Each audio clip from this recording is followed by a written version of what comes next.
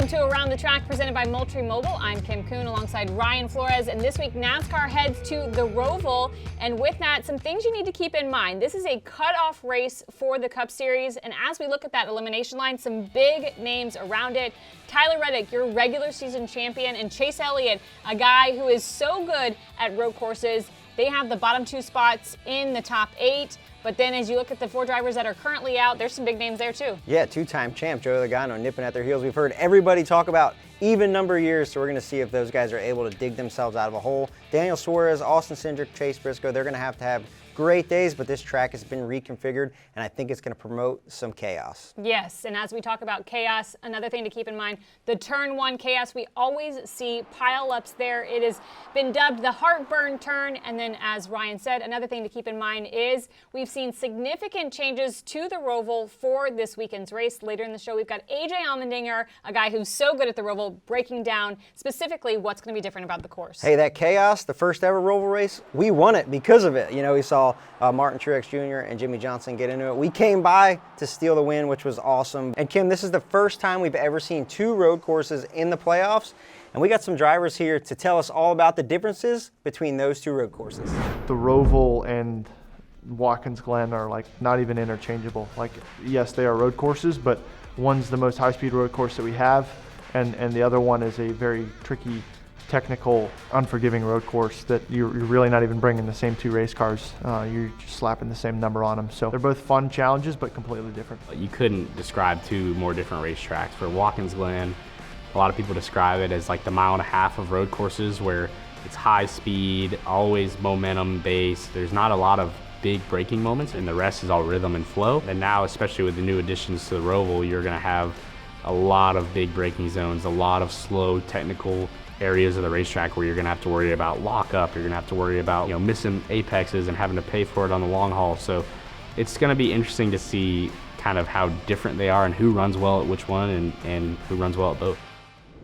AJ Allmendinger joins us in studio. He's the most recent Cup Series winner at the Roval, and with the recent track changes, we thought it would be the perfect time to dive in deep on what we're going to see this weekend. So let's start with this part of the racetrack. One of these significant changes is the straightaway between 5 and 6 was elongated, and now it leads into 7, which is a hairpin turn before returning to the oval portion of the track. So what is this going to do for this section of the racing? So now I'm going to call this the full chaos zone, Kim. Okay. So this is what we've done.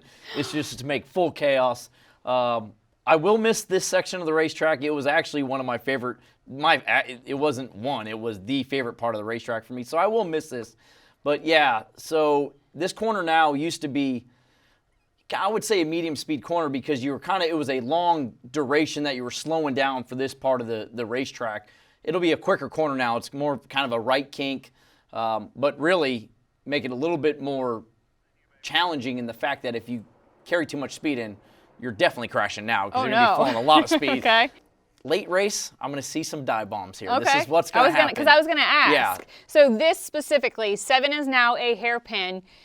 Speeds, I would guess, are down to like 30, 35 miles per hour, would you guess? Yeah. So do you have the opportunity to absolutely punt somebody here? Oh, yeah. So it's now a clear passing zone. So now, well, what's going to happen is somebody's going to try to punt somebody right here a little bit. Okay. And if they do that, great. But the problem is they're going to have to make a hard left-hand corner, which gives this person now the full chance just to come back and absolutely destroy him getting into the corner. I don't know how this is going to go. I would assume at least once in the 2 days, this will now become a parking lot. Okay. Because somebody will get spun, and seeing how wide it is, which isn't very wide, we're going to come to a dead stop because there's going to be nowhere to go. So there may be a chance at times where we'll have to clutch the car, especially in the Xfinity car, to get the thing to rotate enough to make the corner. All right, another change, that wasn't the only one, is turn 16. It becomes sharper now, sharper left into basically going towards pit road. So for this section, with it being so much sharper, now it's like a 90-degree turn. What differences are we going to see at this part of the racetrack? Yeah, so we're going to see some lunges there. It's predominantly, it's the same corner. It's just a lot slower now. A little bit tighter on the right section, back to the left. The corner itself kind of lays out the same way. But for instance, you know, in the Cup car, we would run third in third gear. That's how quick the chicane was. in the Xfinity car, we'd run through it in second gear. I think we're definitely probably going to have to go to first gear, and in the Cup car, probably second gear. But for instance, Kim, at the end of last year's race, William Byron, we came off of the last corner there, off of turn 12 through NASCAR 3 and 4. William Byron was about 3 to 4 car lengths behind me coming to the checkered. I never even looked in the mirror. There was no chance he was going to get to me because we would brake kind of off the banking, but we'd still flow so much speed through the corner that unless I messed up, he wasn't going to have a chance to get to my bumper unless he just literally never hit the brakes and was just trying to take me out. But he wasn't going to make the corner if he did that either. So I was never worried about it. Now, this year, 3 to 4 car lengths back, I think you're going to be looking in the mirror because this corner is sharp enough that you can make a huge lunge into the corner, still get it slowed down enough that if you get to the back of somebody, move them out of the way, you can get by them. But with that said, if you miss this corner, you're still going to have to come to a stop. Yeah. And pay a penalty Big for penalty. that. So, but it does lend itself for another passing opportunity. But yeah, this I've already had nightmares about this corner, and I'm probably going to have nightmares until Saturday. Sounds like AJ is going to be losing a lot of sleep this week. Like I mentioned, he is the defending Cup Series winner at the Roval, but he's also won every Xfinity Series Roval race that he has entered. This weekend, it is a cutoff race for both the Cup Series and the Xfinity Series. AJ's part of the playoff field in the Xfinity Series. So next, we're going to sit down with him and talk stress this weekend. No pressure, huh? Less than this ruler determine the winner of the race. You put him in this position, and we're having the conversation today about why did every other crew chief miss the 2-stop strategy. This is Formula One racing, this is road course racing, and this is also short track racing. You've only got to get the ear, just over a car width. Catch NASCAR Inside the Race each week on NASCAR's YouTube channel. Like I mentioned, AJ Allmendinger has won every Roval Xfinity Series race that he has entered. So does that make there have more pressure on the weekend, or does it give you more confidence? I would say a little bit of both, but really just from my side of it. That's Matt and Chris and all the men and women at College Racing. They don't put any more added pressure on me because they know what I do to myself when it comes to stress levels and how I want to be at my best for them. I would say this year in the Xfinity Series, it's probably not been by far my best year at all when it comes to the road courses. So maybe going to the weekend a little less confident than I've ever been, kind of rolling for the Roval. But with that said, I also have the confidence if we're on that we can go win. We've done it in a variety of ways in 4 years there between monsoons, having the best car, maybe not having the best car. So, but with the playoffs and where we're at, just kind of being on the cutoff, we also got to race smart. We've got to race for stage points. Okay, so it is a cutoff race, which means drivers will get desperate. Do desperate moves now have more risk because of the track changes we're seeing?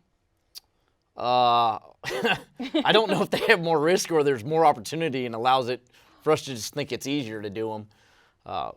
But as we've all seen in NASCAR, I don't think it matters at what race. Desperation is desperation, and we're willing to do what it takes to make it happen. Hopefully we don't have to be on that side of it.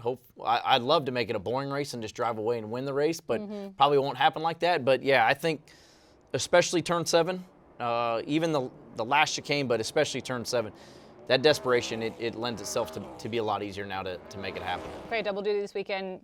Arguably more on the line on the Xfinity Series side since you're in the playoffs, but does the extra seat time with the track changes benefit you versus drivers in the Xfinity Series field that are only racing that race? Yeah, for sure. It's, these cars are so different now, so gearing, stuff like that is so different, but track time is track time, and especially on a new section of the racetrack, just getting to feel that out is a big deal. So hopefully that's something that somebody like myself and SVG, we can use to our advantage on the Xfinity side of it. The Cup guys, they'll watch the Xfinity race and they'll be like, okay, we see everything that's going on. But, for some of the guys that we're racing with around the cutoff line that maybe won't get in both cars, it'll definitely help. All right, we appreciate the time. Good luck this weekend. If you didn't need more motivation than you already have, let's take a look back at all of AJ's Roval wins. Drive for the Pure 250 winner is AJ Allmendinger. You guys are awesome. Yes! The 16, AJ Allmendinger, will win at the Charlotte Roval. We love you, AJ. Way to do it, my man. Once again, Allmendinger has shown he is a road course superstar. He wins at Charlotte. Hell yeah, let's go. AJ Allmendinger. He is still undefeated at Charlotte in the Xfinity Series. He's going to win again at the Roval. You are the man. Like I told you, it would all work out. I love you. Nobody wants this worse than you, baby. AJ Allmendinger, he wins at the Charlotte Roval.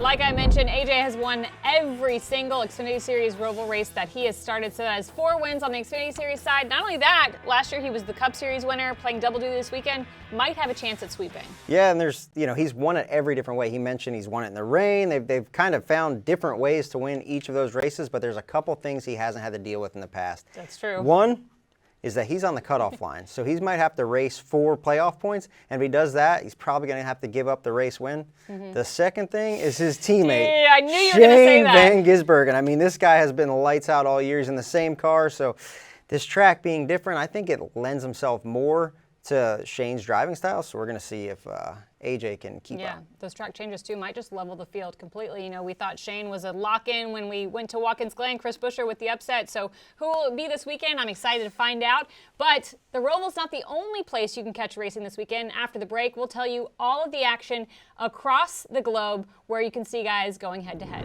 Hey race fans, Corey LaJoy here. Join Ryan Flores and myself for Stacking Pennies each week. I'll break down my race and explain what happened right out of my windshield. Plus, we award the Dogs of the Week for the best pit crews and go in-depth on all the money stops, pit road mistakes, and penalties. And we've got a ton of guests. We have SVG stopping by. We had Ricky Stenhouse after he punched Kyle Busch in the face. We've had Bubba. We've had all sorts of guys in here in the Nonsense Garage, so you do not want to miss it. Check us out on Sirius XM Channel 90, YouTube, or wherever you find your podcasts. Each and every week, Stacking Pennies. That's what's up.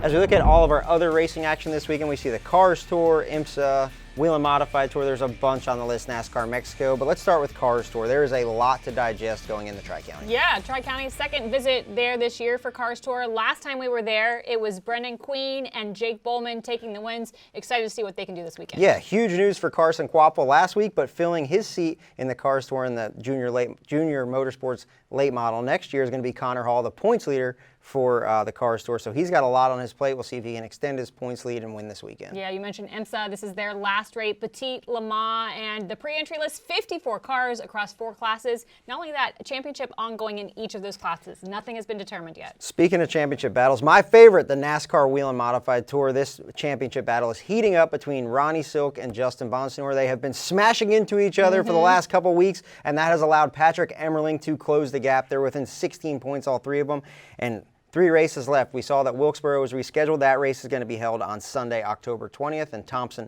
this weekend is always a great race. We're going to see who can win the World Series at Thompson. Yeah, and one more quick shout out. The NASCAR Euro Series, you can catch them on Saturday and Sunday for their final races of the season. Last chance to check Ryan Vargas. And a shout out to him because he was recently engaged. Congrats, Ryan. Yeah. All right. Up next, Erica and I are going to talk about who to put your money on this weekend at the Charlotte Roval. So who is your best value pick for your fantasy league? I've got it's my guy. Yeah, we took a gamble this weekend. Luck or the lack thereof. It's a big factor here today. Listen to me out there, gamblers. That's me, baby. Now we welcome in Erica Davis, our resident sports betting expert for Easy Money with E. Kudos to you, Erica. The bets last week that you hit were phenomenal, and I was so impressed because Talladega was a wild card race, which gets me excited for this weekend at the Roval because with the changes, this is also considered a wild card race. So what are the bets we're looking at this weekend? I got for Charlotte some rapid fire Roval bets, starting with AJ Allmendinger at plus 800 to be an outright winner. We already know that he runs exceptionally well at road course races, and he won this race last year. He's got 4 wins in the Xfinity Series at the Roval, and I think it's going to be a lot of fun to watch it and sweat it out to the very end to see if AJ can actually get that two-peat. And then I got AJ as well as a top 5 finisher at plus 110. I know what you're thinking, going a little bit conservative here, but for all the reasons we already love AJ at this track, I think this is a good spot that won't make us as stressful as we watch him race this weekend. AJ looking to play spoiler in the playoffs on the Cup Series side. Also would be the 10th different winner in the last 10 races if he pulls it off. All right, let's look at our head-to-head bet for this weekend. There's a head-to-head between Buescher and Elliott, and both of their odds are minus 115. Now, if you look at a couple of comp tracks, you look at Sonoma this year, you look at this race last year, Buescher and Elliott were right there neck and neck. But if you look at Watkins Glen just a few weeks ago, Buescher got that big win. So I'm going to give Buescher the leg up in the head-to-head between him and Elliott at minus 115. And remember, Chase Elliott still has not won a road course race in the next-gen car. All right, finally, let's look at a sleeper pick. I'm going to call this sleeper pick bump in the road, but this bump in the road, I want you out there watching to pick your poison, because I'm going to give you several spots that you might want to back. And it's all about Daniel Suarez. We know that Suarez essentially has to win this weekend to advance to the next round. And you also know, because I've said ad nauseum, that he was a driver who I picked at the very beginning of the year as my long shot driver to actually win the NASCAR Cup Series championship. So right now, Suarez's odds are plus 3,000 to win outright. He is plus 750 to be a top 3 finisher. He's plus 375 to be a top 5 finisher. Again, pick your poison. I think there's at least one spot that might be worth your money when it comes to Daniel Suarez.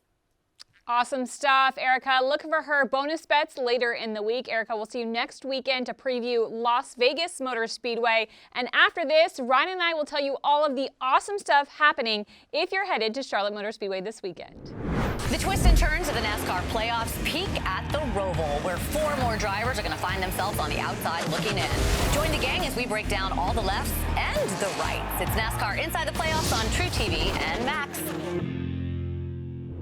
Well, Kim, Charlotte week is always crazy. There's never a lack of things to do, and it starts off on Thursday with Corey LaJoie's Kickball Classic, a event that's near and dear to my heart. It'll be at the Atrium Ballpark in Kannapolis. It is so much fun. It'll be going all day long, but the celebrity game starts at 7 p.m. and there'll be fireworks afterwards. Come out and see your favorite NASCAR personalities and drivers play and kickball. You're in it. I'm in it. I'm what in the position? I play right field, and like I don't mean to brag, but I'm basically Michael Phelps of the Diamond. I got 6 kickball medals. We're going for a 7th in the regular tournament and an 8th in the celebrity tournament. So I'm excited. I'm on Ryan Blaney's team. We'll see if we can get the dub. All right, like you mentioned, though, lots of stuff happening. That's because it's Charlotte Race Week. So if you're a race fan, lots of different shops having Fan Fest. But to make it easy, if you're a Joe Gibbs Racing fan, their Fan Fest is actually going to be at the track on Friday in the fan zone, 4:30 p.m. to 7 p.m. Yeah, and as always, there's a ton of stuff going on. Tim Duggar concert, meet and greets all weekend. Carl Edwards is going to be the Grand Marshal. I know. Hey, if he keeps hanging around more and more, he might be driving one of these things sooner or later. You can check out a full list of this weekend's events at charlottemotorspeedway.com.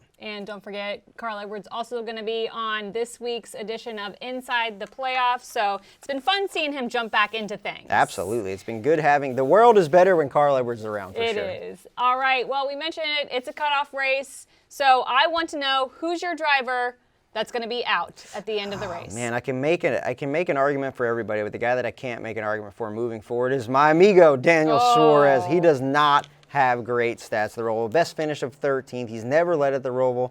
He ranks 25th in points earned at the Roval and through his time racing there, and he's only one top 10 in the last 11 road courses, so I cannot get behind the 99 to move on. Okay, I'm not going to give you one driver. I'm going to give you all 4 drivers. Jeez, who overachiever. Are out. I know. So Briscoe, Cindric, Suarez. The bottom 3 drivers in the playoff standings have the 3 worst average finishes among playoff drivers at the Roval. All of them are going. Who's my 4th one? This is going to surprise you. I wanted to shake things up a little. Tyler Reddick. Yes, he is a good road course racer, but the last 4 races this year, they have finished 20th or worse. That team has no momentum, and so I think they're going to have an issue, and they're going to be out at the end of the Roval. Yeah, they had the most momentum, to finish the season and go on and win the regular season drivers championship. But Tyler is dangerous when he has some momentum, but when he starts losing a little bit of confidence, it gets bad and snowballs quick. We'll see if he can pull themselves out of it and make it to the round of 8. Who knows? I know, we're all going to find out together. And usually we wave the white flag, but since it's October, this week we're waving the pink flag, and for good reason. It's Breast Cancer Awareness Month, and Charlotte Motor Speedway does a great job diving into that cause each and every year. So if you head to the track this weekend, or if you're watching on TV, some things to catch and keep in mind. Each driver in the Cup Series will show their support for National Breast Cancer Awareness Month with pink window nets presented by Eric Jones Foundation. Yeah, and not only that, down in my domain on pit road, the pit wall will be painted pink, and it takes 150 rollers and 50 gallons of paint to cover the 4,000 square foot of pit road wall. This is the 12th year that they've done the annual Paint the Wall Pink Have event. you ever done it? So I have not, but I I scuffed the wall up, but yes, it's a super cool event, and it's really special. Yeah, I've done it before. It's great to see all of the support that's out there to paint the wall pink. And we're looking forward to seeing you this weekend at the Charlotte Roval. But next week, we'll see you right back here. Yep, we're heading out west to Sin City, so join us back here for everything Vegas.